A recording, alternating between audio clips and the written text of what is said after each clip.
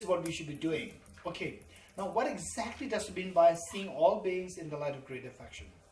Is once when we were doing the Bodhicitta retreat in Bangalore, close by Bangalore, in Punyasthala Ashram, when we were doing the retreat there was one gentleman from Mumbai, and when I was talking about this point number 4, this gentleman, he said, "Oh, Geshe, can I interrupt you here?" I said, "Yes. What you are saying is actually very much related to what is said by someone else." Then I said, "Yes, what is that?" Then he said, "This is very beautiful." So this point is beautifully summarized by him in this line. He said that in this world, there is only one most beautiful baby. In this world, there's only one most beautiful baby, and every mother has it. Right? Which means that the mothers, they see their child from hundreds of children, from hundreds of babies there, the mother could pick out her child just instantly. See the child as glowing, as very different, as so appealing. Yes, no? Do you agree? This is how the mother sees the child, as so beautiful, because she loves the child so much. You're getting it? So the more you love your child, the more you love the sentient beings. When you see them very differently, as so appealing, as so appealing. So this is what you should, in your meditation, what you should be doing, is that now imagine that you are the mother. And mother in the sense that this is the enormity of love and affection, the benefit that I've received from all sentient beings. They're so kind, they're so kind. Then your mind flows towards them. What is this? Your mind flows towards them. This is feeling closeness, feeling of affection. This affection flows. Now with this mind flowing towards all the sentient beings, imagine that you are just looking at each of the sentient being, right? And you see them what? You see them like the mother seeing her baby. This is how we see the sentient beings. They're so appealing, so appealing. Anything bad happens to the baby, the mother just jumps to save. Likewise, anything happens to insentient being, you just feel like jumping to help them. This is the enormous. This is how you see them so differently, as so appealing to your eyes. Okay. When I was 8, 9, 10 years old, I lost my mother when I was 5 years old. Then, when I was age 6, 7, 8, 9, 10, right? Because now in this world, the person to whom I feel the closest and most affectionate was my father. Now he was the embodiment of my love and affection, my father. Whenever I saw him amidst the public, I saw him as extremely, extremely smart. Extremely smart, literally very smart. Something glowing with smartness and amazingly attractive. Then I thought that in this world, my father is the smartest. This was what was going in the mind of this young boy. And then, one time, my auntie from my mother's side, I was with her and in her house, and she was sharing me about my mother, my father's family. And then she said, "Your father has 7 siblings, means 7 brothers, sisters, including my father, 7 siblings." Yes, I already knew that. I said, "Yes." Then she said, "Of the 7 siblings, your father is the ugliest." I could not believe that. I could not believe what she was saying. I was seeing him as the smartest in the world. I could see him just standing out from the public, from this crowd. Now for the first time I'm hearing that I knew the uncles, aunts, not as attractive as my father. But she said that of the 7 siblings, your father is the ugliest. That is what she said. Okay, then I realized when I studied Bodhicitta, the step number 4 or 5, step number 4. Then I realized what was really going through this young boy's mind was actually step number 4. Seeing my father in the light of the great appeal and attraction. Right? This is so important. This is so important. Okay, what's next step? Great compassion. Okay, now seeing the beings as of incredibly great, in the light of great endearment, in the light of great affection, ultimately what happens? That the mind flows towards them. This is known as the feeling of closeness. Now, the next question. What is the plight? What is the plight of those beings to whom your mind flows with tremendous love and affection? What is the plight of these beings? They are suffering terribly. They are suffering terribly. Sickness, aging, death, depression, tension, the fear of losing near and dear ones, and so forth. All these traumas these beings are going through, all the sentient beings, they are going through these traumas in samsara. Endlessly many. And if you can imagine that these beings to whom you love so much, they're going through these traumas, what is your emotional reaction? Okay, this is very important. Now, on the one hand, we have a tremendous love and affection. On the other hand, from the object, you see that they are the plight of these beings to whom you love so much. They are in a miserable state. Then what is the emotional reaction within you? May you be freed from suffering. Right? Say, if you see your enemies, if you see enemies suffering, may you be freed from suffering. Will that happen? No. You will rejoice. But when you see someone to whom you love so much into suffering, automatic response is, may you be freed from suffering. This is known as compassion. Now this compassion directed towards all sentient beings, because also everyone is seen as your very affectionate mothers. So there you leave no condition to say that only if you are Tibetan, then I will love you. Only if you are Buddhist, I love you. No. Simply because you are a sentient being, simply because you are mother in my former lifetimes, right? And you say that there's no one who have never been your mother. Everyone is your mother. So it leaves no condition for you to lay down, to say that I love you, provided you have this, provided you are this, provided you are not like this, right? So that way it becomes unconditional love, the love which permeates through all sentient beings. This becomes the unconditional compassion, great compassion, number 5. What is next? Okay, so there we need to think about, I'm just going through very fast. There we need to think about what kind of suffering the sentient beings are going through, right? And what kind of sufferings the sentient beings are going through is so well presented by Lama Tsongkhapa.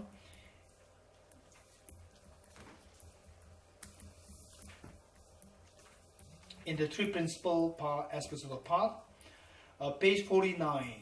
Page 49 of the prayer book. Page 49 of the prayer book. Page 49. Page 49. Page 49 of the prayer book. Okay. So there, Lama Tsongkhapa explained the nature of the suffering the sentient beings are going through. Swept by the current. Okay. Page 49, stanza 7.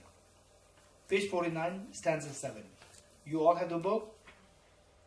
Okay, seems like 1 or 2. Yes. Just raise your hands, those who do not have the book. Okay, 3, 4. I think 4 people do not have the book.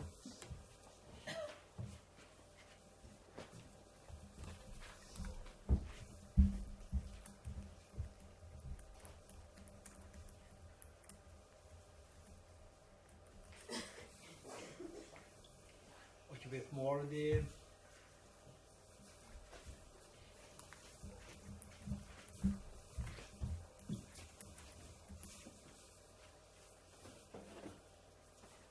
I think 2 we need.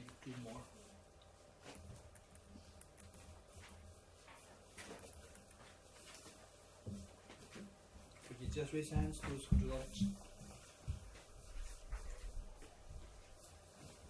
Okay, good.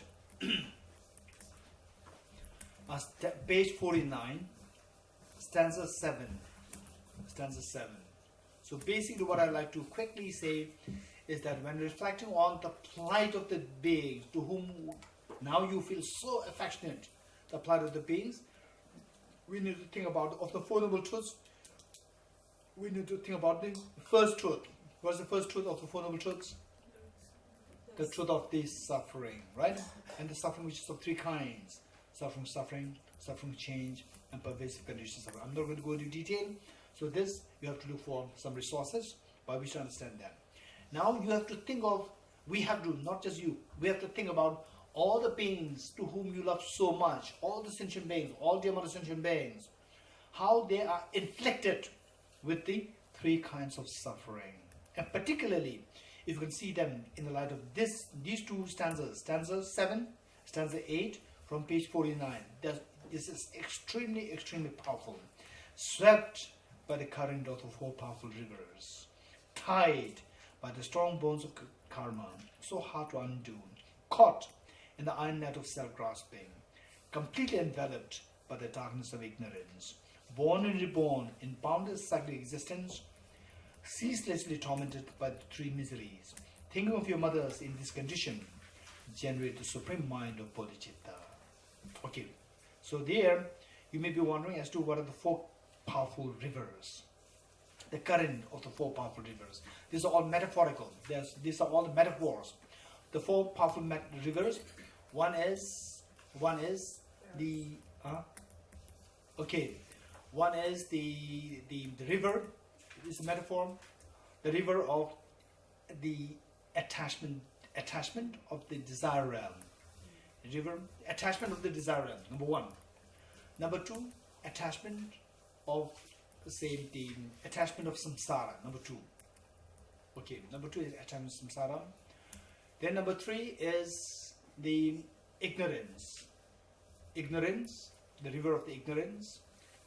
And then number four is the river of the wrong view, river of attachment of desire realm, attachment of samsara, then the river of ignorance and the river of the wrong view. These four. I'll explain each one of them. The first one, the attachment to the desire realm, meaning whole samsara is divided into three realms: desire realm, form realm, and formless realm. Whole samsara is divided. So these we have to study separately. Anyway, I'm just giving you a quick the understanding. Whole samsara is divided into the three. The grossest, the one with the greatest misery, is the desire realm. Then the next one is the form realm. Still next is the formless realm. These three constitute the samsara. Now, say of the four rivers, the first one is the attachment of the desire realm. The desire realm meaning our mind is directed towards our desire, which is directed towards the five sensual objects. The realm where the desire is mainly directed towards the five sensual objects. That is known as the desire realm. So this attachment is the attachment of the desire realm. One. Number two is the attachment of samsara. So this is a technical term, attachment of samsara. It simply means attachment which is present in the case of the second and the third realm. What is the second realm? Form realm. And the third one is formless realm. Okay, so the attachment pertaining to the form realm and pertaining to the formless realm, these two are in total is known as the desire of the samsara. Existence, desire of existence. Okay. Now what is third? Ignorance. Ignorance, the river of the ignorance.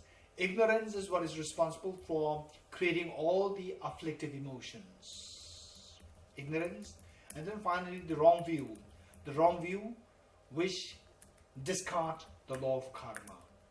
Which discard the efficacy of the law of karma. Right? Saying that, oh, law of karma doesn't, it's not true. This is wrong view.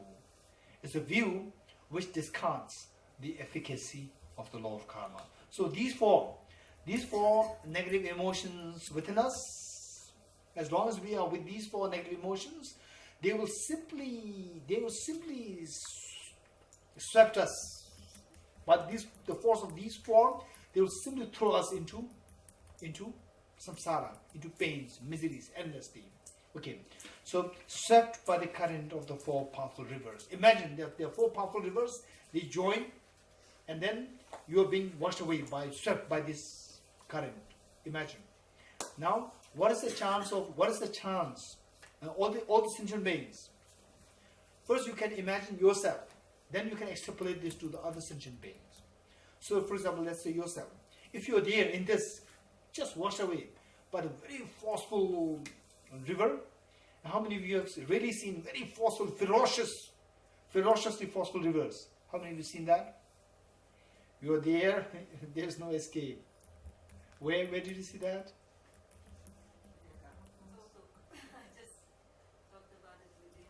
Okay. Durduk? Okay. So say, when you see these things, if you don't see them, Google says them, ferocious river. Then how does it see? Then you watch it. How do they really, you see that you are there, no way of escape, right? Okay, now, it's so ferocious that there's no escape other than to die, right? Number two, it says, tied by strong bonds of karma, so hard to undo. Now, you may say, but accidentally the water, the river is so forceful, so ferocious, that it may sweep you away and it may throw you on the land, right? Or it may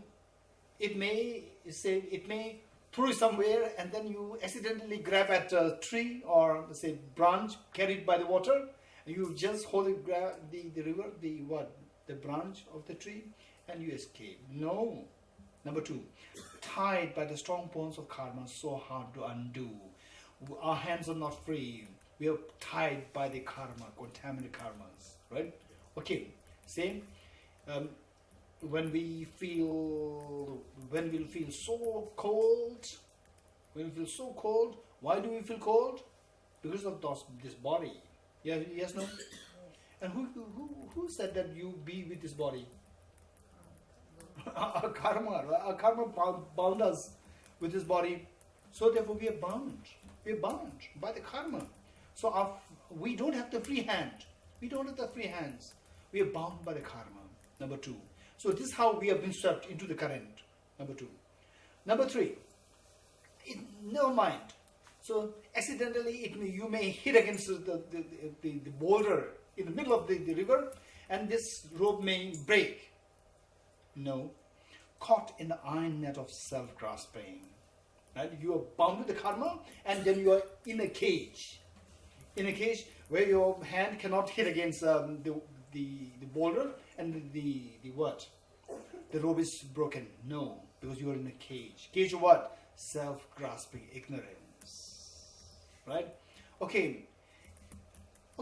Just out of blue, even though it is such a less chance, right? Such a less chance, the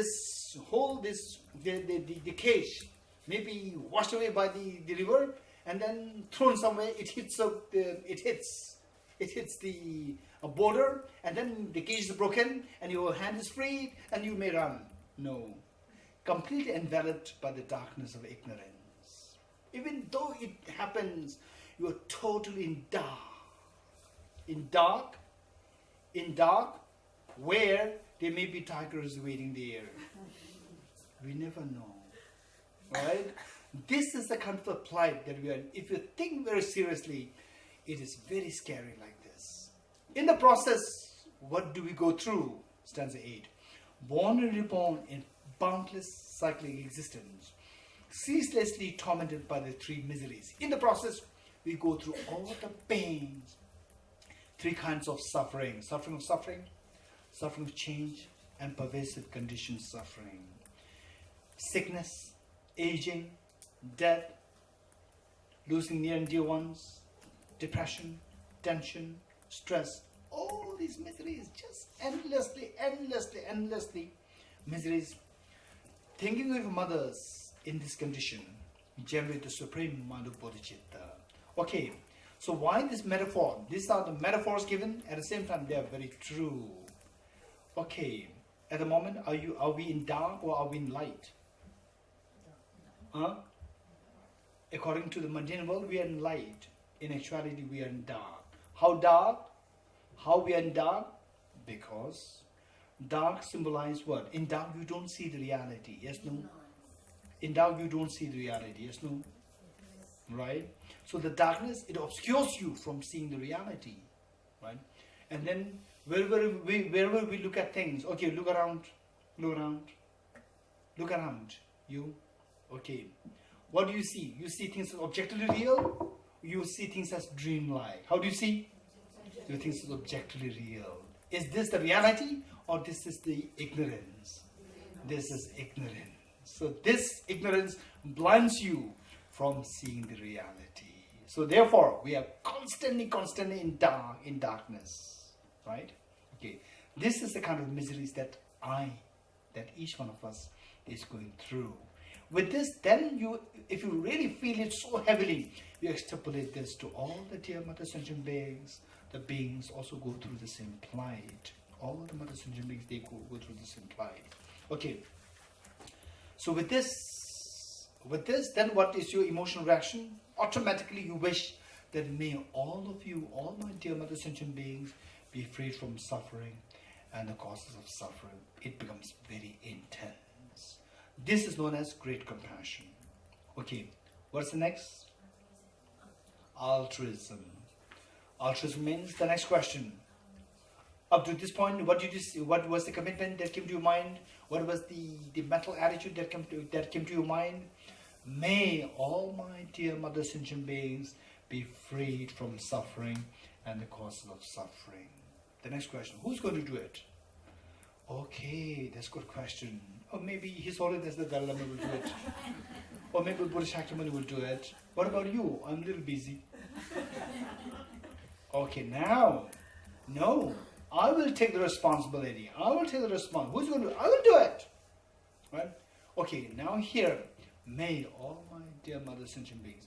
This, we have to wholeheartedly feel it. May all my dear Mother Sentient beings be freed from the miseries and the cause of miseries. Wholeheartedly feel it and abide in this experience. This is how we are activating the seed of compassion, activating the seed of bodhicitta. Abide in this experience for a while. Wholeheartedly feel it. And even if you have to cry. Sometimes when the feeling becomes so intense, you just feel like crying. The tears can come. If the tears come, of course, if you're in public, it's a little, odd. Otherwise, when you're by yourself in your own room, even if the tears come, you cry. Even if you just feel like crying aloud, cry aloud. So that way the seed is activated even more. This is very beautiful. In fact, one of my teachers said that we have never cried out of compassion for others since time immemorial till now. Now, if it so happens that because of this practice you feel like crying, this is so auspicious. Cry. This will activate the seed of compassion. This will activate. These tears are so meaningful. And we have actually shed tears innumerable times as vast as the ocean. All meaningless. Oh, this person did something nasty against me. I'm suffering. All meaningless tears. Now for the first time, since time immemorial till now. Now for the first time, you are coming out with the tears which are so meaningful. The tears of bodhicitta is coming. This is so beautiful. Right? Okay. Now with this, the next question is, I will do it. Even to take this responsibility is amazing. Sometimes you just feel like crying. That, yes, this mind that I'm feeling now is so precious. I will take the responsibility that all the dear Mother Sentient beings, they are freed from suffering and the cause of it. I will take the responsibility. I will take the responsibility. Say it twice, 4 times, 5 times, 6 times like this. You say this, and abide in this experience. So this is how we grow. It is only through these meditations that the Bodhicitta can possibly arise in us. Otherwise, it will never happen spontaneously or automatically through the blessings. Just waiting for the blessings of Guru, nothing will happen. It is only through these, through the teachers, you receive the instructions, then you actually put them to practice, At times, it can become very forceful, so intense. At times, it can become very mechanical, with no feeling arises. It doesn't matter. If it becomes so mechanical for quite some time, then it is very helpful if you can either discuss with the living teachers who actually practice these, right? And then you read more materials, you try to look for more examples like this. You have to look for ways and means to come out of this practice becoming too mechanical at one point, right? The thing is that consistency is so important. Even though it becomes mechanical at one point, consistency must be there. Otherwise, if you just give a break to this, then you will never have the Bodhicitta coming into you. Okay, with this altruism, I will take the responsibility. Next question. What's the next question? How are you going to do this? How are you going to do this? Okay. For this, when we say, how are you going to do this? This question, right? How are we going to do this? First we retire for dinner. We'll come back. 7:30 is going to be review. Right? Okay, we'll continue tomorrow. Yeah. Okay, 3 questions.